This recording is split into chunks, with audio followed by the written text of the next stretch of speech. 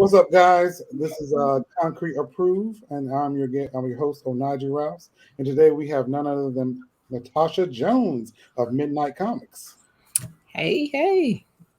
Now we're going to talk to Natasha today, and we're going to talk about the Kickstarter that Midnight Comics has out with the book The Gray, featuring Admani. So before we get started, if you have any questions, please let us know. Also visit the website at www.concretecomics.com, as well as also www.midnightcomics.org. All right, let's get into it. Tosh, how you doing today? Good. I am good. I'm tired. I know you are too, though. So, I feel it's Thursday. It's that roundabout almost at Friday. So right. yeah. So let's get into it. So tell us about the Kickstarter. Like, what's going on?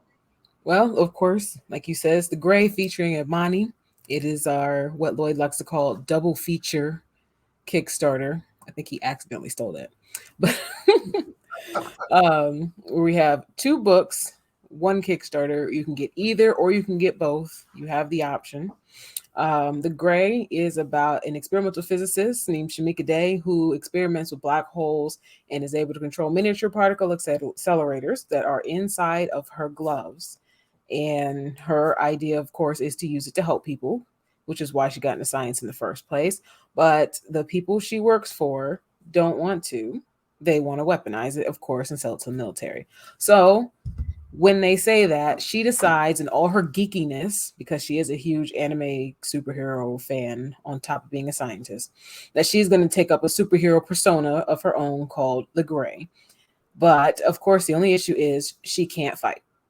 So absolutely can't throw any hands. She's been too busy being a nerd her whole life to take up any kind of self-defense martial arts. So how old is she? She is in her early 20s, actually. Okay. And she ain't never been in a fight? She's been in the lab. Oh, okay. The only place she's been in is in the lab. You know what? There are people who've never been in a fight. Growing up, I think I've met some people where they feel I'm just like, that ain't me. Well, but, lucky them, because that's I know, not me. I was like, y'all must not be from the South. So, in the North too. Sheesh. Yeah, but anyway, but yes. So the second question is going to be, let's see, who are you and how did you get into writing comics? Well, of course, I am Natasha, or Toshi J, as most of y'all know me. And I got into writing comics pretty much because Lloyd wrote comics in high school, and we both had several story ideas that I personally thought would make good comic books specifically. Because when I write novels, there's a certain way I do it, and just this way the stories were, they felt like they were perfect for comics. And so I spent about 2 years convincing Lloyd that we should start writing our own comic books. And then finally, he saw that I was right, of course. And so we started looking for artists. We started writing out concepts and ideas and outlines and scripts. And the manga got done first because it was the first thing we found an artist for. And then Midnight Comics was born. Now, you said you guys started in high school. What were the comics were you reading or he was reading? Well, he was writing comics in high school. He was writing comics. Oh, okay. Yeah, he was drawing up a comic. I don't even remember what it was called, but the concepts from that comic went into 3 separate stories that we're working on now. Yeah. So, but as far as reading comics, he's been reading comics since he was a kid. I've been reading comics since like middle school, when I was finally able to actually get my hands on comic books. Yeah. Before that, it was all, the old cartoons, the Super Friends, the Captain America, the Spider-Man, Batman, X-Men, of course. Yes. Because if we know me, we know I'm a huge X-Men fan. And then, of course, later on, Justice League and all of that stuff. And so when I hit middle school and was able to actually get my hands on some comic books, that's when I started reading. Yeah. And then I really got enthralled into the universe. Now, what were you actually getting your hands into reading in middle school? Like, what were the ones that, like, books that really stuck out to you? And you was like, I got to go get more. I mean, it was mostly X-Men, but yeah. but I did read others. Unlike some people, I actually read Iron Man comics. Ooh. Don't ask me why. I don't know why. Like, I didn't read like a whole lot of them, but I read a good amount. I think I was just curious. And this was pre-MCU. This was pre-MC, yeah. Yeah, before And he Thor, became popular and all that stuff. But yeah. And Thor too, like, so that's why when those movies came out, I was like, I'm really curious to see how they do this. Yes. Which Iron Man, of course, skyrocketed the first Thor kind of. Yeah. But yeah, it was not as bad as I remember it, but it's still not best. I mean, I always compare stuff to certain other movies now, so compared to most of the rest of them. All right, compared to that, it's superb. Exactly. Yeah. But okay, I can dig it. All right, let's get into the next question for you, Tosh. What inspired the Gray? Oh, well, the Gray was inspired by two things. The first one I can speak on massively because I was involved in that part of the process, which is the need for more Black women in STEM in media. There's not a lot of there's more now, of course, with things getting pushed to the forefront, but we noticed that there's not a lot of Black women in STEM representation. Yeah. Of course, the ones that we do have in comics specifically, like they weren't really getting the respect and recognition they deserved. Mm-hmm. They would always get left by the wayside. And so we decided, okay, so we're going to make our own Black woman in STEM. And so then we had to figure out, okay, well, what is she doing? Yeah. And so Lloyd, who's really into space stuff and black hole research and all that stuff, was absolutely fascinated by the fact of her being a physicist. And me, who finds that stuff cool, but I'm not as in depth into it as he is, thought it was a good idea. So she's in STEM, and she actually has a friend. So we get to see some, Black women shenanigans in this story at some point in time. She has another friend who is also a Black woman and is in STEM, and it's actually based on my mother, who was in math. Okay. And so they're going to have an interesting little thing later on down the road. Okay. So yeah. I can dig it. So the Gray, so she's a young Black female in STEM research who turns into a superhero who's never been in a fight. She tries to. Well, tries to. But did this well, she was inspired by like other heroes. I was gonna say like, what would probably be like one of her biggest, you think, I want to say inspirations in science as opposed to superhero. In science to become a superhero? Yeah. Oh no, I'm saying like aside from being a superhero, like what would probably be like an inspiration for her doing science? Like does she have a mentor? Like Ironheart had Iron Man. So like does she have that in the book? Oh, look, asking too much. No, I'm not him. Okay, he is the the Mark Ruffalo of the group. I'm good, but getting into science specifically, her goal was to find a way to help people. And she got really interested in science at her young age. And so she was like, well, science is a great way to help people. And so then she got really interested in physics somewhere down the road when she was like not quite middle school, that 10, 11 age, she got interested in physics. Yeah. And she decided to find ways to help people through physics, which probably would seem a little weird since physics is more about what she's studying, which is like black holes and space and all that. But through that, she is able to harness the power from the black holes, which in turn leads to the possibility of things like clean energy, ending hunger, and all those kinds of things. Yeah. And so that was her reasoning, is she just really wanted to be able to help people. Yeah. And since she couldn't fight at the time, she didn't think about superheroing. Yeah. And I'm not to compare her to Ironheart, but I just put her on that level as far as being a genius. Like, look, it's cool. We have a picture of her with Ironheart. okay, that's dope. Okay, because when I think of she's a young female scientist. Ironheart. She kind of had that inspiration of Iron Man. To kind of to kind of go after. Whereas in the Gray, she's like, no, I need to do this for the world. Okay, gotcha. I can dig it. Let's get into the next question, shall we? I'm gonna need my questionnaire person to move a little faster. I was giving him the eye. What is the story behind her design? A lot of different things. One, we wanted her to look like a Black woman. Duh. Two, we are very into making our characters be able to represent Black hair. And so Lloyd drew up the initial concept design for the character a while back. We argued over whether or not she should have a cape. He was very, very pro cape. I was very like, no capes. Did you not listen to Edna? Obviously not. Cornball mess. And so it was just like, you know what? Whatever. You want your cape, you can have your cape. I don't care. Have it.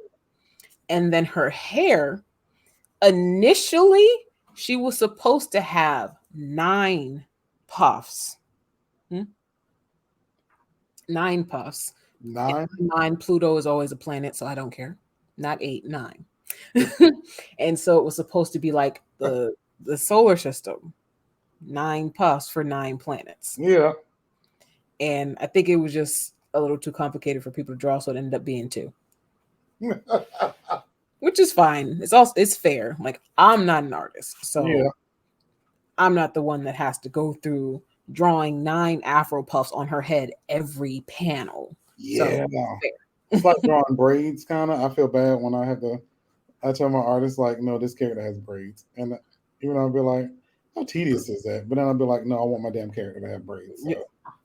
The braids thing, though, it's like, no, I said braids. Give them braids.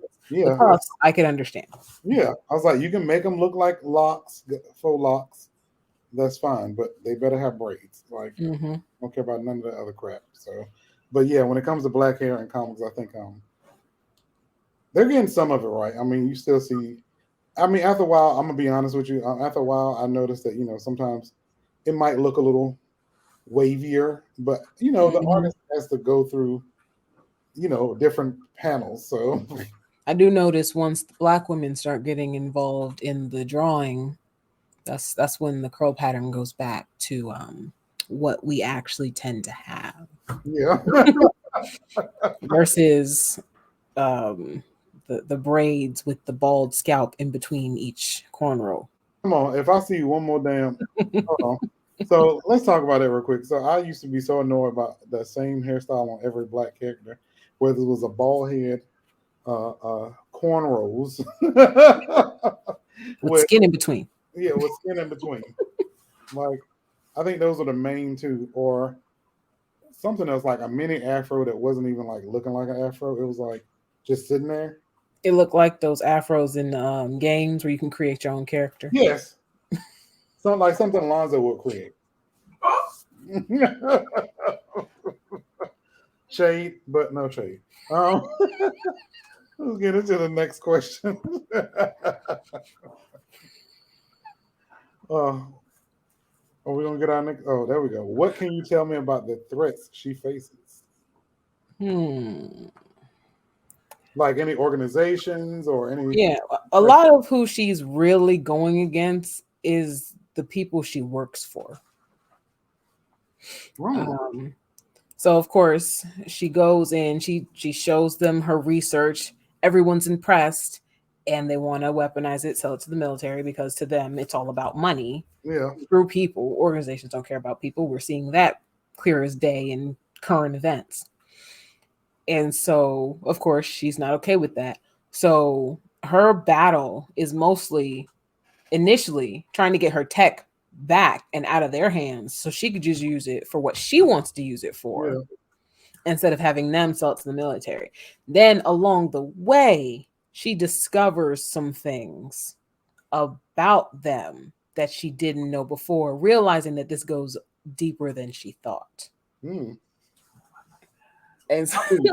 but Like, so of how, course how deep? Like. it goes deep. Hmm. You're gonna find out some things, be like, oh yeah. And she finds out some things and she's just like, oh, I don't have any idea what I'm actually fighting against right now.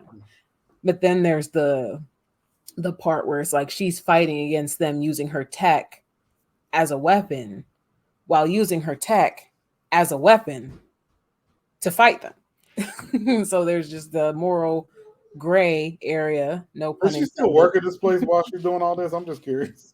Currently, Damn. So she, while collecting the check, she's still fighting them. Okay. get that money. Exactly. Get that cash. But you don't know. Can you tell us the name of the organization? No? No, I cannot. Oh, damn. Well, I guess we'll go on to the next question. I had. Wow. Sir, that is unprofessional. It's quite unprofessional. Oh my god. Oh, yo. Who or what is Admani? And am I saying her name right? I'm sorry, I'm so sure. Yeah.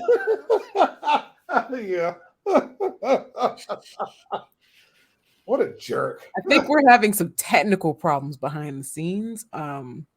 Or the question person is having a breakdown. I'm not sure. Edmani is a story about a 17-year-old Afro-Latino. Afro-Latino. I was reading a post about Afro-Latinos earlier. Afro. From Mighty Z, right? Yeah. Yes, I was too. So it was still in my head. Shout out to Mighty Afro-Caribbean girl whose parents are both from Barbados. So she is first generation, born in America. And the word Edmani, which is something I haven't actually talked about much, actually means fire. The word Edmani means fire. So, in a technical sense, the name of the story is Fire, and the story is Fire. But he laughed. I had to keep going with it. But yeah, as you can see, Edmani or Fatima has been gifted fire powers. It's a kind of a blessing and a curse. It sounds cool when you just think about it, but Fatima is also dealing and plagued with her inner demons. She's dealing with mental health issues. She has to deal with anxiety, depression, and anger issues, which is a big part of her story. And so to stack these fire powers on top of it that just kind of happened and that she doesn't have any control over because she doesn't have a lot of control over her emotional state is only making things worse. And so now she has to figure out how to get a hold on herself mentally or risk destroying everything she loves, because with a flare up, fire at any moment, and then chaos. Fire just spreads. Yeah. And so that's a big part of her story. She's also plagued by nightmares of fire. So it's just making the situation worse as we stack everything on top of each other. Now, I know this is part of the Gray, but will this be its own title, like separate? Yes. Yeah. Okay. No, yeah. This is when you get the books, whether you get the Gray, Edmani, or both, they'll come as two separate books. Oh, okay. Okay. So it's okay. So that's good to know. So you get two books. So you get the Gray and Edmani. So you can't get that deal nowhere else. Yep. But yeah, I can dig it. As we all can, can't we, Lonzo? Pop up the next question, sir. Move it along. Something's wrong with the teleprompter or something. I got a hate on the line. That's what it is. Tell us more about the Kickstarter. So, of course, this Kickstarter, The Gray issue number 1, featuring Admani issue number 1, features these 2 stories. And gratefully, thankfully, we were funded in 8 hours. It's been massively amazing for me specifically to work on the Kickstarter, to convince Lloyd that we should have stretch goals, and to just watch the ladies beat Soul out in how fast they were funded. And, and now trying to beat him out as far as backers and money. And of course, since we do have stretch goals on this one, if the teleprompter man can scroll down, there's several amazing stretch goals we have that we believe are pretty unique. Of course, if you watch the video, the trailer for the Kickstarter, you see a short trailer for a short film of The Gray. And everybody, since we reached goal, gets to see that early once the Kickstarter's over. Well, is it an animation or a live action? It's live. Okay. So live action short microfilm of sorts.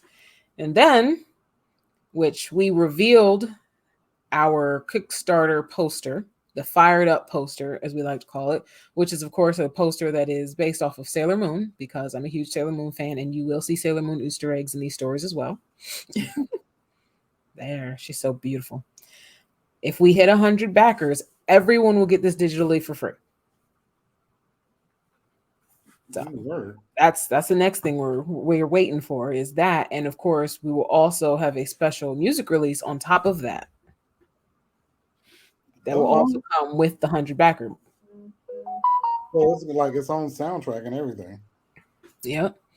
And it'll be great to have that song when you're reading The Gray to understand what it goes with. Like, y'all don't want to miss out on the song. You don't want to miss out on the song. Who's the artist? I cannot reveal that's information without the director's approval. And as the director, I do not approval. But yeah, and then the last, our 4th stretch goal is really a jump up. If we hit 8K, we will reveal another thing that we want to do, but will only be done if the campaign makes over 9K. So we're pushing right now. We're really pushing the 100 backers because we want to give you free stuff. I like giving away free stuff. Well, what are you trying to give away for the 9K? Oh, well, that's not free. I'm talking about the 100 backers, Mark. Let's see, if the 100 backers gets you 2 free things if we hit 100 backers. Oh, okay. You get a poster and a song. And I didn't really, well, you get the short film for backing regardless. So, but yeah, 3 great things. And I didn't run this by Lloyd first, but I said that somebody can get that poster free printed if we hit that 100 backers before August 12th. Okay. Did y'all? 11 by 17. 11 by 17. Well, so free Sailor Moon inspired poster of The Gray and Atmani if we get those backers up to 100. So you heard it here, folks. Let's get this to 100. So that way I can get my free Sailor Moon poster. Look, I said me. Y'all be right. Look, y'all be surprised how many people that have already backed this want this free poster. Y'all better help them out. Okay. Next question is, who is the comic for and what is the audience? So, of course, The Gray. The Gray is definitely for people who are fans of sci-fi, fans of Shuri, Tony, Iron Man, and of course, as we keep talking about, Ironheart. If you're fans of those kinds of things, and also maybe sci-fi, and of course want to see more Black women in STEM get representation, it's definitely who the Gray is for. Or if you just like a really good story, because it's good. Now, Edmani is more for people who like something a little more grounded, because yes, she has the fire powers, but because of the story, it's a bit more grounded because we're focusing on her life dealing with these issues. And anybody who really wants to be able to see themselves and the mental health struggles that a lot of us dealt with growing up represented in the story, because a lot of us didn't get to really see that growing up. We saw the usual, either we heard the usual from a lot of our parents, Mhm. where they didn't really take us seriously, and the community as a whole didn't take us seriously, and just say stuff like it being a myth, and if you're in therapy, something's wrong with you, which that's why we're in therapy, to Yeah. help fix that, right? Like, um, but then also just for society as a whole, also looking down on us if we have those kinds of issues, whereas it gets a pass for a certain more envelope type of person. Wow. I kind of like how you kind of put that there. But yeah, I think that's important, especially for the community as a whole these days, and definitely for mental health. Because I think it's becoming more of a conversation. It's not as big, Mm-hmm. but it's still a topic that we need to really have, and also people who really need to look into it, because Mm-hmm. there's some people walking around who just like, yeah, I think you need to go to counseling, Yeah. and you don't want to, and that's not like trying to be funny. That's being serious. Like, no, like Mm-hmm. there's something wrong there, and it helps to get your mind clear, to kind of get you like a perspective on things, because Right. you could tell yourself stuff all day, but having an outside voice like kind of like tell you like, no, this is what's. Right. And just kind of bring it to you in a way maybe you didn't think about it. Yeah, exactly, on a whole different perspective. So You start to realize how many of the things you do in life are trauma responses to ways you grew up, yeah, and how many other things you do are things that you were conditioned as a child. yeah, And so now, like how they say hyper independency. mm-hmm. It's like you were conditioned to be hyper independent because growing up you were taught that you need to be independent and not ask for help, like Yeah, stuff like that. yeah. I know for me, kind of sharing this, but I was always held stuff in. So like I wasn't like, because for black men, it's not, masculine to be, sensitive, if you have your feelings hurt. Whereas like Hmm. now, the hell with that. If I'm happy, I'm gonna cry. Like I'm excited. I'm alive. Like shit. Right. F all that. Like you're gonna get these tears of joy. I'm definitely with you on the holding stuff in part, but Yeah. of course Fatima is very heavily based on me, so we'll see a lot of that. Well, that's good. Is this kind of like a form of therapy for you as well? Like writing the story? Kind of. It has somewhat become one, but it was also, I wanted to tell the story for other people who, just dealt with mental health issues Yeah. like I did growing up. Yeah. Sometimes we do that, and it ends up being our objective changes as we go along. Mm-hmm. So, but that's life, and this journey called life. But It's something. yeah, well, let's go into a next question, shall we? Oh, that's simple. Any That sounds last question? ominous. It does sound ominous. That sounds ominous. If I feel threatened, sir. Well, coming from who it's coming from, it's you never I don't know. know. But yeah, well, yeah, all I have left, of course, would be to follow the Kickstarter, back the Kickstarter, share the Kickstarter. If you can back it, and when you back it, share it. If you can't back it, share it. Get as many people in there as possible. And I mean, even if, of course, most of us know, you could give $1, $2, $5, $8, without actually backing a tier. And that still helps, because even though we are fully funded, every little bit more helps to get more things done more quickly. Yeah. And so, yeah, I think that's what I say. Okay, that's what I'm talking about. Well, one more thing before we close out this wonderful conversation. Can you tell us anything about the live action? Like is it short? Who's involved? Like It's is short. it actor? How many minutes? I don't remember how long is the thing. I mean, I want to like that's why I keep calling it a microfilm, because I don't think it's even 5 minutes. Yeah. But it's definitely interesting. And one of our stuntmen was hurt in the process of filming this. So He is okay.